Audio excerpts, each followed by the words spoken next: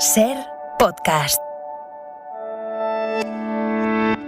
Hola, escuchas Hora 25 de los negocios con los detalles de la nueva ley de startups que ha aprobado el Gobierno y que dotará a España de un marco normativo con el que quiere atraer el emprendimiento y a los inversores. Soy Jordi Fábrega y esta que habla la vicepresidenta Nadia Calviño. El objetivo de la ley es, como decía, situar a España en la vanguardia en el impulso del emprendimiento innovador en nuestro país y la atracción de la inversión y talento de otros países, así como la repatriación del talento español que puede haber salido de nuestro país en la última década.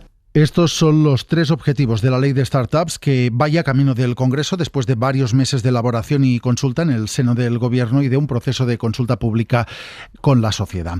Esta ley que ha aprobado hoy el Gobierno y de la que escuchábamos hablar a la vicepresidenta de Asuntos Económicos, Nadia Calviño, quiere que España sea atractiva para estas empresas de nueva creación y también para los nómadas digitales, que son trabajadores que no tienen residencia permanente en un sitio y que trabajan a distancia aprovechando las nuevas tecnologías. Para hacerlo, hoy se ha aprobado esta ley que tiene básicamente dos pilares, como les estamos contando.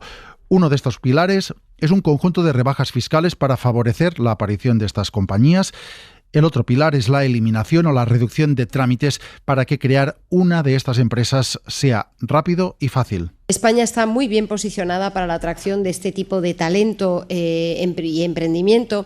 Es evidencia anecdótica, pero son numerosas las empresas que nos transmiten esa creciente voluntad por parte de los trabajadores que pueden tener oportunidades de teletrabajo, de poner a España entre sus destinos preferidos para este tipo de actividades. Es, por tanto, una gran oportunidad, es un sector en expansión, son los protagonistas de la nueva economía digital.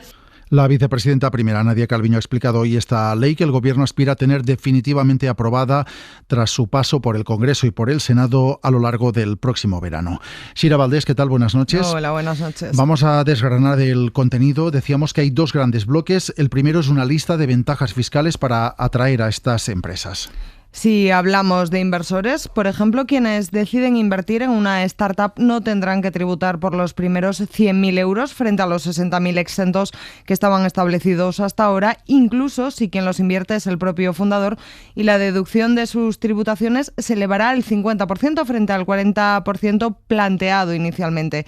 Se establecen también beneficios fiscales para los gestores de fondos de capital riesgo, los denominados carried interests, para quienes establecen exenciones de hasta el 50% en la tributación sin límite por rendimiento de capital. Hay también incentivos previstos en el contenido de esta ley para los emprendedores. Sí, el tipo general del impuesto de sociedades y del impuesto sobre la renta de no residentes se reduce desde el 25 al 15%. Se permite también el aplazamiento de las deudas tributarias sin garantías ni intereses de demora.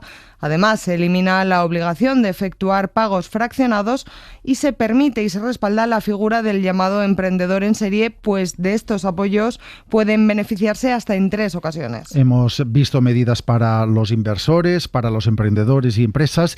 ¿Qué hay de los trabajadores? Pues concretamente para aquellos que reciban opciones sobre acciones como forma de remuneración, lo que se conoce como stock options, se eleva el mínimo exento a 50.000 euros frente a los 12.000 anteriores y 5.000 más de lo que recogía el texto del anteproyecto, y no se pagará impuestos por esta remuneración hasta que esas acciones se liquiden. Además, en el caso de los emprendedores que sean también asalariados, se suprime la doble tributación durante los 3 primeros años. Incentivos fiscales como primer pilar de esta ley, que tiene como segunda columna principal una reducción de los trámites para facilitar la aparición de nuevas empresas. Sí, habrá menos burocracia, se facilita la constitución de una empresa digital en un solo paso, que tomará 6 horas si se utilizan los estatutos tipo por vía electrónica o hasta 5 días hábiles si se hace de forma presencial. Se suprimen también los aranceles notariales y registrales y se exime a la startup de la causa de disolución por pérdidas durante los 3 primeros años. Además, ya no será necesario que los inversores extranjeros extranjeros presenten su número de identificador de extranjeros y además será ENISA quien funcione a modo de ventanilla única, validando la calificación de startup de aquellos casos que se le presenten, mientras que la Oficina Española de Emprendimiento, la ONE, que se pondrá en marcha en 2022, será la puerta de entrada única para todo tipo de ayudas al emprendedor digital. Los últimos datos dicen que en la primera mitad de este año 2021, que estamos a punto de acabar, se multiplicó por 5 la inversión de capital riesgo en estas empresas, en estas startups en España. Estamos hablando de casi 2.000 millones de euros, según un informe que cifra en alrededor de 10.000 las startups, básicamente en los sectores de tecnología financiera y salud que hay en España. Carlos Mateo es el presidente de la Asociación Española de Startups. ¿Qué tal? Muy buenas noches. Hola, buenas noches. ¿Qué le parecen a la asociación las medidas de esta ley que ha aprobado hoy el Consejo de Ministros?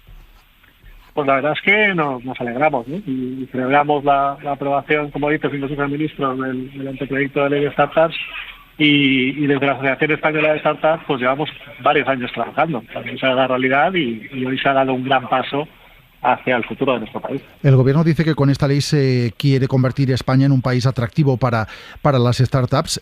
Ahora no lo somos, ahora España no es atractivo para estas empresas.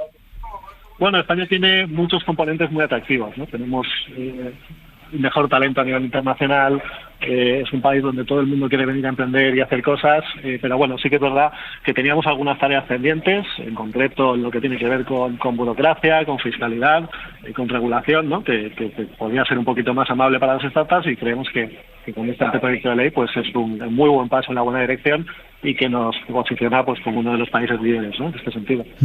Ustedes decían en un comunicado que han publicado hoy que esta ley va en la buena dirección, pero que hay que ir un poco más allá y que esperan que durante el trámite parlamentario se mejoren algunos aspectos. ¿Qué es lo que consideran que se tiene que incorporar al texto aprobado hoy del Consejo de Ministros? Bueno, pues todavía no hemos tenido acceso al texto como tal, entonces es un poco pronto para poder opinar sobre la letra pequeña, ¿no?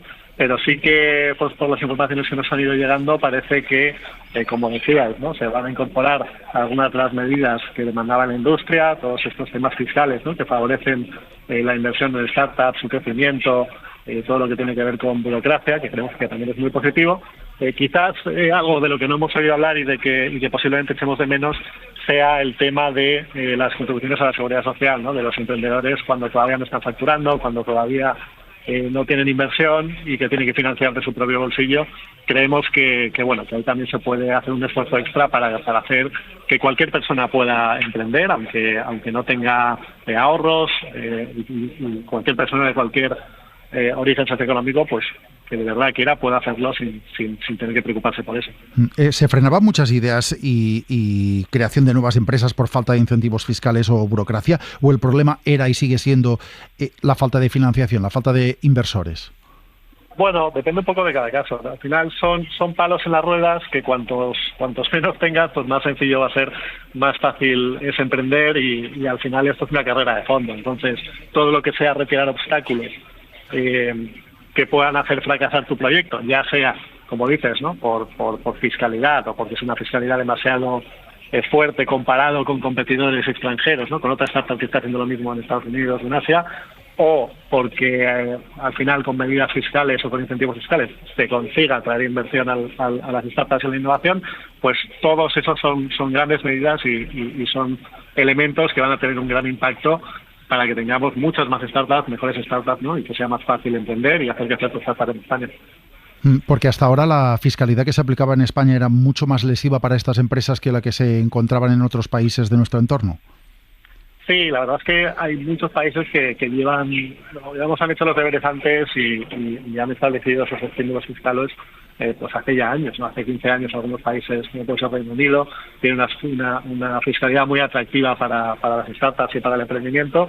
En el caso de Alemania, por ejemplo, o Francia, pues se han establecido también programas de financiación públicos para startups, y España pues íbamos un poco atrás en ese sentido, y con este anteproyecto de ley, pues, cuando se apruebe en el Congreso, pues sí que nos pondremos al día, ¿no? En muchas de estas cosas, y en otras incluso podemos estar a la vanguardia.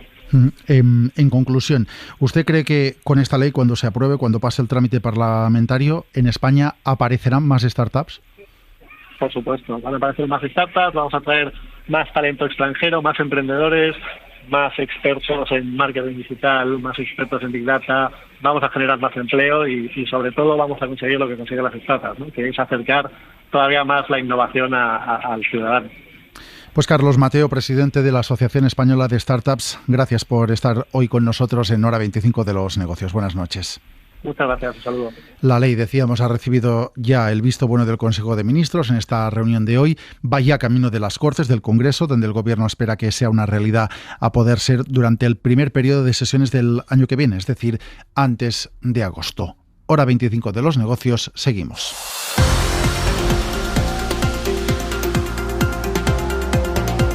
Suscríbete a Hora 25 de los Negocios. Todos los episodios y contenidos adicionales en la app de Cadena SER y en nuestros canales de Apple Podcast, Spotify, iVoox, Google Podcast y YouTube.